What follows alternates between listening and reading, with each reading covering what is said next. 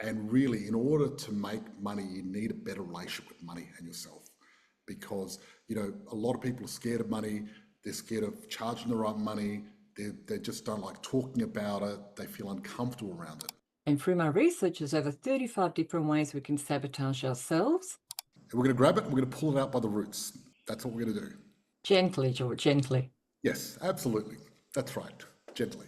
Then we're going to interview George and get inside George's mind. Okay, this is scary. And George has no idea what I'm going to ask him. I didn't even realise this was going to happen, but I'm brave. I'll do it. Why not? Because obviously, to have this belief, you've got to get out of your comfort zone to try something and try to succeed. That's the fact of it. There's no way of doing it and being totally comfortable. But I imagine myself on my deathbed and think to myself, would I rather go, oh, I was really safe and I did nothing and I was really safe? Or would I say, look, I tried this, stuffed up, I did this, it went really well, I became a billionaire, and, you know, that sort of stuff. So, that's one of my beliefs. And we're going live. Hello and welcome to Money for Life. Tonight, I'm going to be talking about just this one thing you got to stop doing because it's crushing your results. Now, the thing is, you may have read the book, you've done the course, you've spoken to your friends, your wife, you want to do something, you've even done your to-do list, but then you hesitate. You just don't get happening. You don't get started. And then what happens is you wait, you get more information, you go on YouTube, go onto the internet, go down a rabbit hole, and you hesitate some more, right? What is this? This is called fear of failure. As the one thing killing your results. It's not the market killing your results. It's the fear of failure. And fear of failure is really not trusting yourself disguised as something smart, but it's not. Because if you don't get started, nothing ever happens. And this is the one thing killing results from everyone around the world. And I've got Dr. Vesna here joining me tonight. And what we're going to talk about is we're going to talk about the one thing that's holding you back. And we're going to give you some great strategies that's going to help you make the first step and move forward. Because even one step forward gets rid of that fear of failure and hesitation and actually gives you that momentum to move forward. And sometimes that's all it takes. Vesna, welcome. Thank you, George. Welcome, everyone. Good to be here. Yes, so the one thing holding people back. And we're going to grab it and we're going to pull it out by the roots. That's what we're going to do. Gently, George, gently. Yes, absolutely. That's right, gently. So anyway, what I was going to do is to start off with, I'm going to give everyone the state of nation and show you what's been happening because we didn't get a chance to do it last week, and just give you the latest information of what's been happening in the world. And then we're going to start our session. Now, if you got any questions, Dr. Vesna, I suggest you start typing now because they're going to come thick and fast later, and then we're going to be able to go through them and hopefully help you. Okay, so state of the nation.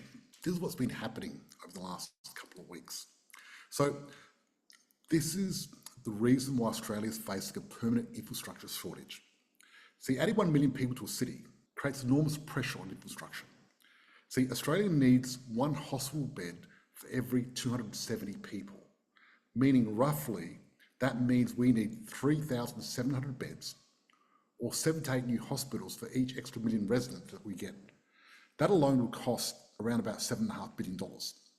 Then schools are another challenge. To maintain current ratios, each city would need around 360 new schools, costing about $10 billion by 2040. Also, more people means 600,000 extra cars, 200,000 commercial vehicles, yet both road tunnels and rail lines now cost $1 billion per kilometre to build. Water demand would rise by 200 million litres a day, while prisons would need an extra 2,000 new cells, another 1.2 billion. Cities will also require thousands of extra police, nurses and firefighters, plus more facilities to house them. And tragically, another 1 million people will statistically mean about 48 more road deaths each year despite safety efforts. That's the hard stuff. The easy stuff is actually building houses. So housing should be the easiest type of infrastructure to deliver because it's pretty basic compared to a hospital, school and everything else, roads and tunnels. But layers of codes, regulations and planning approvals have made it increasingly difficult, and we can't even hit that, let alone infrastructure. So that's what's been happening in Australia, and basically now it takes longer and costs more to build the same homes than it did 20 years ago. So the federal government's goal of constructing 1.2 million homes in 5 years is at best optimistic, at worst unrealistic. I say it's unrealistic. And our housing supply continues to fall behind. So what's happening is population growth accelerates, pressures are just building housing and traffic, but also hospitals, schools, water supply and other essential services. So Australia's growth challenges are pretty big. Now, governments love immigration because, as you can see, you get more immigrants. You need to build more houses, you need to build more schools, you need to build more infrastructure, you need more people working as nurses, police, so you got more jobs as well. So what happens is having immigration sparks the fire of increasing the GDP. And as the GDP goes up, the government gets more taxes. And that's what government loves. And that's the main reason they're doing this, right? Now you look at Australia's housing shortage, it just got worse. So dwelling commencements fell 4.5% due to a 6.6 drop in new detached houses. So it's actually going worse than better, and we need to improve it because we're way behind. Now, over the year till June 25, total dwelling completions dropped by 12.5%. Now look at this. Australia's new shortage is worse because you look at the number of homes for rent in combined capital cities, and then you look at the new listings. The number of homes listed for rent nationally and alongside the vacancy rates collapsed to a record low. So there's no properties to rent anymore. So also what's happening is the AFR recently reported warnings from Miravac about a possible downturn in Australia's construction sector next year. Right, so Miravac's chief of development told City's annual investment conference that major subcontractors are expecting a sharp drop in work, with many government projects finishing and a few large apartment projects starting. As a result, some construction crews are already laying off staff. So only 10,000 apprentices completed their training in the first quarter of 2025, the lowest number in a decade. So 2024-25, the government's fallen 27% short. So to catch up, we need to build another 256,000 homes. Now, apartment projects are laying dormant. In Melbourne, there's 8,000 unsold apartments priced well below new build costs, and they're blocking the fresh supply and pushing housing costs higher. So there's 8,000 unsold apartments just sitting there doing nothing. And I've been saying this for a long time, not to buy apartments in the CBD in Melbourne. So that's what's happening at the moment. And afterwards, I'm going to go through our client wins. But until then, we're going to talk about mindset. I'm going to do a little handoff to you, Vesna. All right. Welcome, everyone. Great to be here again. Good to be back. So tonight, what I'd like to do is have a little introduction first, just give you a little bit of background. And then we're going to get into helping to identify your beliefs and looking at which ones are holding you back and which ones need to change. And we'll do a little exercise to help you as well.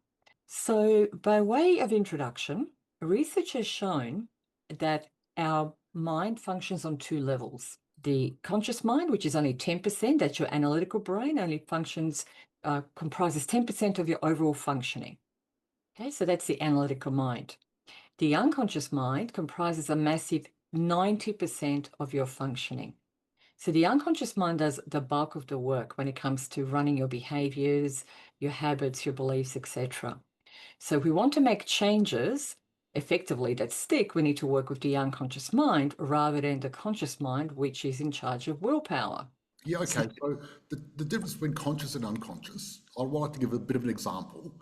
It's a bit like, when you're 16 and you get your L plates and you've got to learn how to drive a car and you're in the car and you've got to try to think, okay, I've got to put the key in, I've got to get the seat right, I've got to get my hand on this gear, put my thing on the clutch. It's very difficult, really difficult. And you've got to focus so hard. And you're thinking, how the hell am I going to do this? And then before you know it, you're driving, you're not supposed to do this, but talking on the phone, cruising around, doing your hair, drinking a coffee, and you do it all unconsciously. I've actually sometimes, when I used to drive back from work, sometimes I'd get in my car and then rock up in my driveway and go, how the hell did I get here? I don't even remember getting here because I was so used to doing it. And then I moved house. And after I moved house, I kept driving to my old house for the first month because I was programmed to go there, right? And then I'd rock up to my old house, wave, and then go back to the new house. Yeah, well, spot on. So when we're doing something automatically without even thinking about it, that's the unconscious habits and behaviors kicking in. Yeah. So we condition ourselves over time to do things automatically. So just so you know, the unconscious mind does very important things. You may not be aware of this, but it's the part of you that actually runs your body. Okay? It breathes you, it pumps your heart, does all the things you don't have to think about. Imagine having to tell yourself when to beat your heart and doing that every second of every day to keep you alive. Okay, that'll be doing it consciously. So in order to keep you alive, the unconscious mind does that automatically for you. So the fact that you're sitting here, living and breathing, means you have an unconscious mind doing all of that for you. Okay? The unconscious mind also stores all your habits, all your behaviors, and all your beliefs. And this is why it can be challenging to change them with willpower, because willpower is working with the 10% of conscious mind. So by working with the root cause of where they're actually stored, you get the permanent change, and it's much faster. Okay, so we're going to talk a little bit more about that later. So tonight I'd like to do an interactive session with all of you. Okay, so it's going to be participatory, and I'd like everyone to have pen and paper ready, because we're going to do this in a few different parts. Firstly, we're going to explore your own beliefs. Then we're going to interview George and get inside George's mind and find out what makes George tick when it comes to property investing. And, Okay, this is scary. and then we're I'm to live and live. and I'm, live I and love it. live. And George has no idea what I'm going to ask him. No, I didn't even realize this Yeah, was going to happen, but I'm brave. I will do it. Why not? sure. Of course you will. What could Um, possibly go wrong? put you out of your comfort zone. And then we're going to look at the difference. Look at what's different between the mindset of a master property investor like George and yourself, or if they're the same. Okay, and what you need to align to have the same financial freedom. Okay, Yes. so just to unpack this a little bit for everyone. So what you're saying is, what we can do is we can look at the beliefs of someone that's very successful at a certain thing. Yes. Then if we look at those beliefs, if we had the same beliefs, we could create the same actions because beliefs work in the unconscious mind. Is that what you're saying? What I'm saying is that all these beliefs that people have that hold them back, that sabotage them, are unconscious beliefs. And Mm. we need to, first of all, become aware of what they are, because that's the first step, become aware of them. And then if we can look at someone who's successful, like yourself, George, and look at your beliefs and look at the difference, and then we can change any beliefs that we have that hold us back to make the same positive beliefs as you have, George, so that way it can accelerate our success and we can actually get there faster than George did initially in terms of success. Yeah, it took me a long time to get those beliefs and a lot of courses. Now, so what you're saying is this is like you're doing a Tony Robbins and everyone, because this is exactly what Tony Robbins does. Well, we're not going to spend all night here, George. I get that, but Tony Robbins really works in the beliefs. He's very good at that, and I've seen him do that stuff, and it's Yes. very powerful. When people pay Tony Robbins $100,000 for one day, probably more now. That was 20 years ago, to help them with their beliefs and just fix them. And he worked with Andrew Agassi and worked on his beliefs.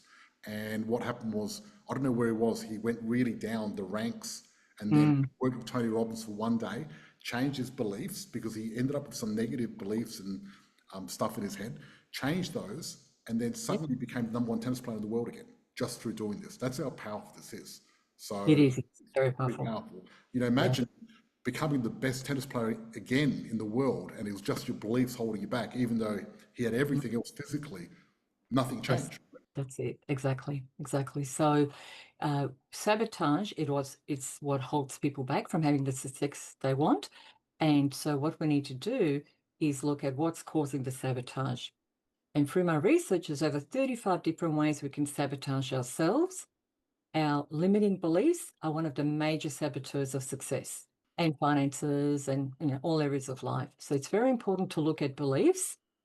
And even quantum science has proven that what we believe creates our reality and our results. So when we change our beliefs, we change our reality and our results. Okay? So it's actually been proven through science. Interesting, because I know a guy, don't know him that Mhm. well anymore, but Okay. every time he made money, he couldn't handle it and he'd gamble it away or do Yeah. something stupid and buy stuff and just, he Mhm. liked having zero in his bank account, not consciously, unconsciously, because consciously he wanted money, but Yes. whenever he'd get money, it would burn a hole in his pocket and he'd get rid of it. and he just couldn't hold on to it. And that was Yeah, probably self-sabotage. And absolutely. maybe he had a limiting belief, maybe he didn't think he deserved it or thought money was bad or something like that. Yes, correct, correct. So the thoughts we have around money are usually caused by beliefs, and that could be positive or negative. So we just need to identify what they are, and then the ones that are negative, we need to let go of and replace with the positive. Money beliefs are a funny thing because a lot of people have got a strange relationship with money. And really, in order to make money, you need a better relationship with money and yourself. Because, a lot of people are scared of money. They're scared of charging the right money. They just don't like talking about it. They feel uncomfortable around it. And really, money's a tool and you should feel comfortable around it or get yourself to be comfortable, because by having the right relationship with money, you attract money to you. Because, that law of attraction is all about not sabotaging yourself, right? Because your unconscious can sabotage you in many ways. And I know that for a fact because I used to sabotage myself with money. And then I was doing NLP, and what happened was it made a big difference because it changed my beliefs. And then I started making more money. I didn't change my skill. I didn't change anything. I'd already had the desire to make lots of money, but I kept sabotaging myself because I didn't know what I was doing. So it's true. Yes, yes, yes. So often sabotage is unconscious. Absolutely. People are taking one step forward, two steps back. They don't know how they're doing it, what's causing it, what's preventing them. So it's really important to identify that. And this can happen when it comes to fitness, relationships, the job, all Yes. sorts of stuff. Hopefully not all areas of life. Yes. Well, yeah, exactly. You don't want to sabotage yourself in everything, right? No. Yeah, that's it. All right. So is everyone ready to get started? Who's keen to have a look at their beliefs? I'm keen. Yeah. Okay, great. Everyone ready with pen and paper? Yep. Awesome. All right. So we're going to look at everybody else's first, then we'll come to you, George, if that's okay. Yeah, let's do that. Let's do it. Great. Wonderful. Yep.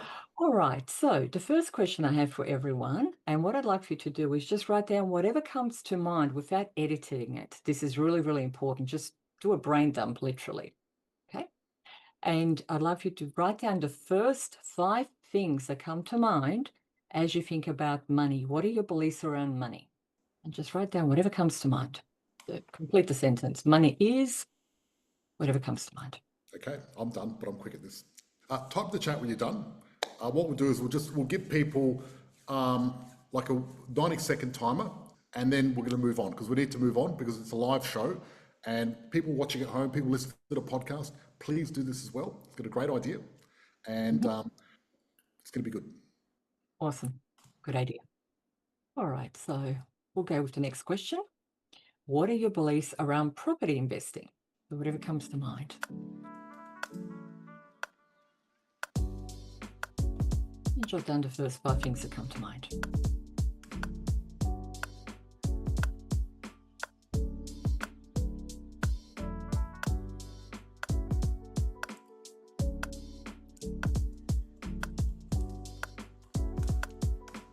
Sorry, are you able to actually repeat the question? I couldn't quite get it. Yes, absolutely. What are your beliefs around property investing or investing in property?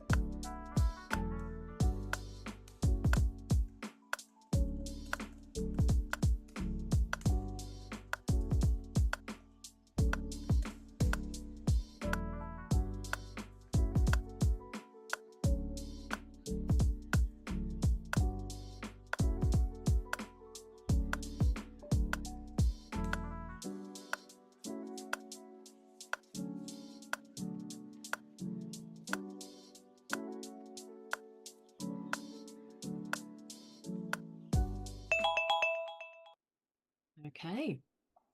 All right. So the next question for everyone. What are your beliefs about your ability to be successful? What are your beliefs around your ability to be successful? Just generally in life.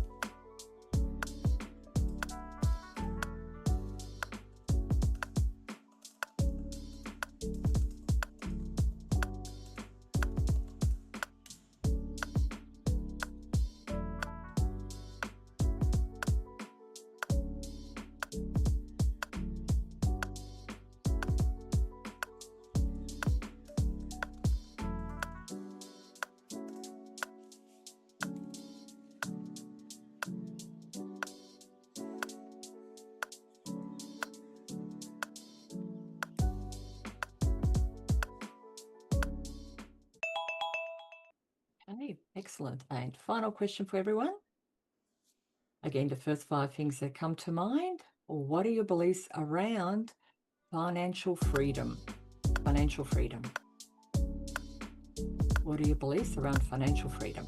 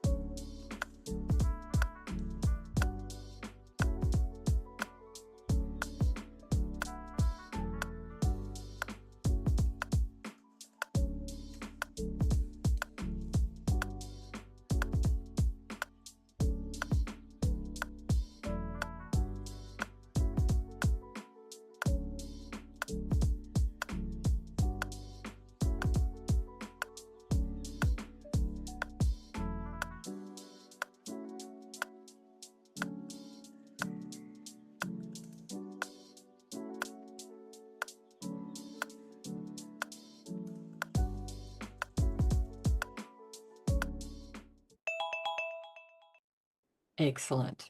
All right, well done, everyone. So next, I'd like for everyone to have a look at what you wrote down in reply to all those 4 questions. And you're looking for patterns. Do you notice a similarity there? Are all the statements positive or negative? Are they mainly positive, mainly negative, a combination? Yeah, share, type in the chat if you'd like. It'd be great to type in the chat, Great. your findings are. And notice if there's repeat words or repeat phrases. All positive, great. Excellent. Money beliefs are negative, but positive now, lots of hope. Mixed, repeated, is negative, she's positive, all positive, common words, freedom, all positive. We've got some great things there. Giving, all positive, positive, positive, switch of doubt, combination of both, negative mainly, combination of both mainly positive, mixture, positive. Great, wonderful. All right, so now we're going to have a little interview with George. And Before we do the interview, I'd love to get some of the negative beliefs people have. Can you guys type in your negative beliefs? Because I think this is going to be powerful. Because I want to see if we can change a few of these beliefs. You never know. If I can repeat my progress in the last 15 years, that I can achieve financial freedom, excellent, positive, and team-orientated lifestyle, independence, freedom, choices. If anyone's got any negative beliefs, type them in if you want. But while we do that, Vesna, let's interview me. all right, so some of you may want to write down George's positive beliefs so you can then compare George's with yours. Okay, so George, first of all, what do you believe about money? What did you write down? Luckily, I already did this, which is great. Okay.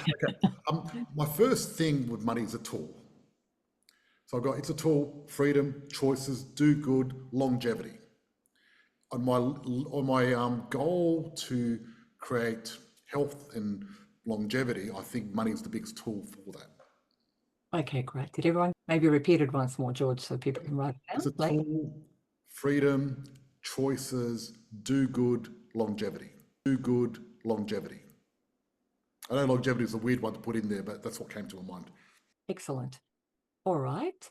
So have a look at what you wrote down, everyone, for that belief around money. And is there a similarity? Okay. If it's similar, that's excellent. If it's different, you may need to make some alignment changes there. That's right. And all my beliefs shouldn't be your beliefs either. You take what's going to work for you, what resonates, you know what I mean? Because I think longevity, some people think that's a stupid one, right? But for me, it's really powerful. Yes. Yeah. All right, great. So now, George, what do you believe about property investing property? Okay, the ultimate investment, compounding growth, leverage, safest way to invest, scarcity factor, golden opportunity. Okay, great. Maybe one small bit slower, please. Yeah. The ultimate investment, compounding growth, leverage, safest way to invest, scarcity factor, golden opportunity. Did everyone get that? Anyone want to repeat it? All good. Okay, great. So now have a look at what you wrote down and compare it to George's. Again, is there a similarity? Anything you need to change or align? Okay. Who's noticed a similarity? Type in yes for similarity and for no. Mhm. Change, that's why I'm here. Yes. Great. So the main thing is you write down what George says, and then you can do a more detailed comparison later. For now, just have a look if it's similar or different, and if there's anything you'd like to change or align there. All right, let's do the next one, George. So your ability to be successful in life.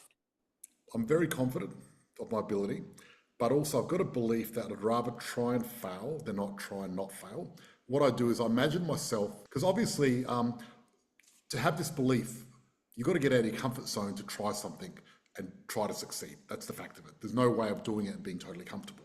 But I imagine myself on my deathbed and think to myself, would I rather go, oh, I was really safe and I did nothing and I was really safe? Or would I say, look, I tried this, stuffed up, I did this, it went really well, I became a billionaire and, that sort of stuff. So, that's one of my beliefs. I like the challenge of getting out of a comfort zone. That's another thing. And positivity creates success. So I know with a positive mindset, you're so much stronger to be able to create success.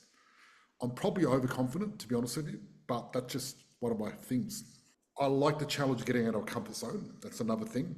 And positivity creates success.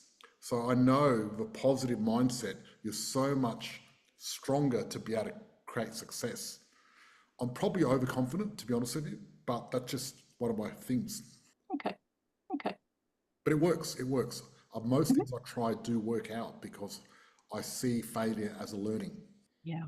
In NLP, we believe that everything's feedback rather than failure.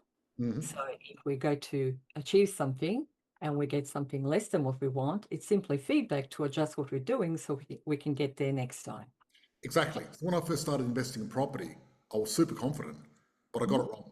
And then I got it wrong again, and I did it again. But I kept trying different things. I didn't make the same mistake twice, and learnt and built an SOP operating system on how to do it properly. So the good part is each failure was actually a stepping stone towards success. Yes.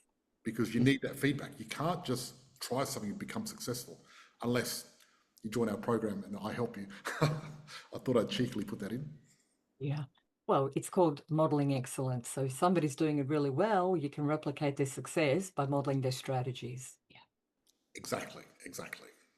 And getting there faster rather than working it out yourself. And the last one, George, what do you believe about financial freedom, please? Choices, travel, generosity, time and mind space, inner peace, gratitude. I really believe that time and mind, to be able to control your time and mind, you need financial freedom. Otherwise, you're stuck. Your mind's controlled, your time's controlled by external factors. Okay. All right. Maybe just repeat that once more for everyone, please. Choices, travel, generosity, time and mind space, inner peace, gratitude. All right. And now please compare it to yours. Compare it to your beliefs around financial freedom. And notice, is there similarity or is there a difference? Anything you need to align there? I was going to read the other comments while we're doing this, while people are doing it. Okay, so we've got positive and team oriented, a lack of confidence, systems stacked against us, such as inflation and slow wage growth. Hard to get there and takes a long time. Both ebbs and flows, distractions in life and challenges that can get in the way. I'm afraid I'm bad with money. I don't know how to save money. My patterns are negative. Other people can do it, but not me. Repeated phrase, not or me, interesting. Out of reach, no structure, greed, risky. Invest in myself, financial freedom comes, my beliefs have been work focused rather than investment. And I had wanted, needed freedom, stuff and crazy, a bit scary but exciting. Change, that's why I'm here. Yes. Sounds like an orgasm. Can you repeat, please? Yes, on some. A little bit. A bit different. Love that. I failed when I bought a unit, but I succeeded when I bought houses. Nice. Choices, travel, generosity, time, mind space, inner peace. Oh, Kimberly, that's me. Similar, maybe less confident. There you go. Great. Excellent. All right. So everyone, have you noticed any patterns in terms of what your beliefs are? Does anyone have anything negative in theirs? Anything with nots, don'ts, can'ts, shoulds, have tos in what you've wrote down? Because these are typically negative. Yep, hard came up a bit. Okay. Anyone else? Anything negative? Out of reach, exhausting, hard work, lack confidence, failing, Not really. I put must. Yes, dear. Nice. Must. Lack of confidence. Yeah, so difficult, hard, lack of confidence is quite a theme there. There is, yes. Yeah, I do deserve. Mhm. So I'm going to talk about something that's very, very important. A lot of people confuse these, which is sort of feeding off the theme that George just ran out. There's a difference between confidence and competence. Is everyone aware of the difference? Confidence is a feeling and it's based on our self-belief. The more self-belief we have, the greater our confidence. Competence is a level of skill and a strategy around how to do something. So often people have confidence and some of them lack competence. And you see them, they talk themselves up really big, but they don't deliver. And then there's people who have lots of competence and they lack confidence and they don't tend to put themselves out there or promote themselves. So both can be a challenge. So you need confidence and competence in equal measure to be successful. They need to sort of align, don't they? They do. Because if your confidence is too high and your skills aren't, that's not good. Or your system. That's But right. yeah, I agree. Competence brings confidence. Sometimes, Jane, exactly. But look, I know some people that are very confident, but they've got no competence. But usually it's the other way around. There's a lot of people that are competent, but they just don't have the confidence and they're stuck. I see that a lot, all the time. That's the biggest thing I see. All right. So who here would like to have more confidence? Maybe show of hands, just so we can have a look. George, you've got enough. You said you've got too much. Yeah. Okay. I will stack some more on there. Why not? Mm-hmm. Okay, so a few people saying yes. Anyone else want more confidence? Great. Anyone have too much confidence, except for George? Look, you can never have too much. I need some more. Bring me more confidence. Okay, all right. So, confidence, as I said, is a positive feeling. Okay, so and we can actually access positive feelings very, very quickly, provided we've felt those feelings before. So, what we can do tonight, and it's really up to everyone here. If you'd like me to take you through this, I can actually help you to set up a very quick way of accessing instant confidence. So you have that confidence boost literally at your fingertips. Who would find that useful? Anyone? Few people? Okay, great. All right. Now, there is a bit of a caveat. You need to have felt confidence before for this to work. So has everyone felt confident at any time in the past about anything? Going on a holiday, exercising, anything at all? Okay, that's all you need. At least one time when you felt confident in the past, maybe doing a puzzle, anything, we can access that confidence again and capture it and use it in the future. All right. All right, so let's do it. So I'd like for everyone to think about a time when they felt very confident about anything at all. Just think about a specific memory in the past when you had that confidence. And let me know when you have that before we continue. Maybe put a yes in the chat. Excellent. All right, so quite a few people ready. Wonderful. So the next thing we need to do is pick a spot, okay? Because what we're going to do is we're going to remember a time, a specific time, Lindsay, a specific time when you felt confident, remember a time, and then as we're remembering that time, every time we remember a memory, there's an emotion attached to it. That's the way our mind works. So we're going to go back to that time when you felt confident, and you're going to feel it again as you think about it. And then we're going to capture that feeling in a spot like a knuckle. And then anytime in the future when you want to feel confident, you push that knuckle and your mind automatically remembers to feel confident. Can I jump in? Yes? Okay. I think everyone needs to stand up because when you're confident, you're normally standing up. Should we get their posture right as well? As long as you're sitting upright. You can Okay. be sitting down as long as you're sitting upright. So avoid sitting like this. What you Yeah. need to do is have your eyes up, shoulders back. You've got to go in a confident posture to access confidence inside you. Well, that'll happen naturally as people remember the time they were confident, George. Of course, yes. There you go. That's why Okay. you're a doctor and I'm not. Yeah, we're not going to do the rah-rah version. We're going to do the the more effective way. All right. So what I'd like everyone to do is pick a spot where you'd like to capture that confidence. Okay, so knuckles are really good. Pick a spot you never use except for this purpose. So if you never touch a particular knuckle, pick a knuckle. And we've got 3 sets on each hand. So we've got lots of knuckles. Knuckles are good. So everyone please pick a knuckle. Everyone got one? Yep. Yeah, maybe show me what you've chosen. It could be pressing fingers together. It could be other bony bits. Just show me where you've picked it. Great. Excellent. All right. So now test the pressure. I'd like for you to press that spot. Make sure it's firm enough, yet comfortable. Okay. We want to make sure it's comfortable when you use it. Okay, so look, I need everyone to turn their cameras on because we can't see you. We don't know you're doing it. Okay, let's do this. Yes. Let's turn our cameras on. We're not the secret society. We're a public society. Yes. This is not the Freemasons. Look at all those lovely faces. Much better. Okay. Yep. All right. So everyone ready? Okay. So what you need to do is have your knuckle ready. Have your other finger ready to press it. So hover above that spot. Avoid pressing it just yet. Yep. And I'd like for you to close your eyes, please. Okay. So make sure your finger's above there with your eyes closed. Yeah. Okay. So eyes closed, everyone. And what I'd like for you all to do is to remember that specific time when you felt totally confident. I'd love for you to go right back to that moment in time, right now in your mind, float right down into your body, see what you saw at the time. The moment you feel the confidence, press that knuckle and go right back there, see what you saw, hear what you heard, and really feel the feelings of being totally confident and really step into that confidence.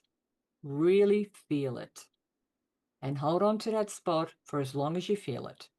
And only let go the moment it drops off in intensity. The moment it drops off in intensity, let go. And come back and open your eyes when you're done. All right. Looks like everyone's done. Okay, excellent. All right. So you have now captured that feeling in that spot. So next time you need to have that confidence boost, all you need to do is use the same pressure, press the same spot, hold on to it until you feel the confidence, and then let go. So let's test it. Let's just go ahead and press that spot now, the same pressure, and notice how you feel.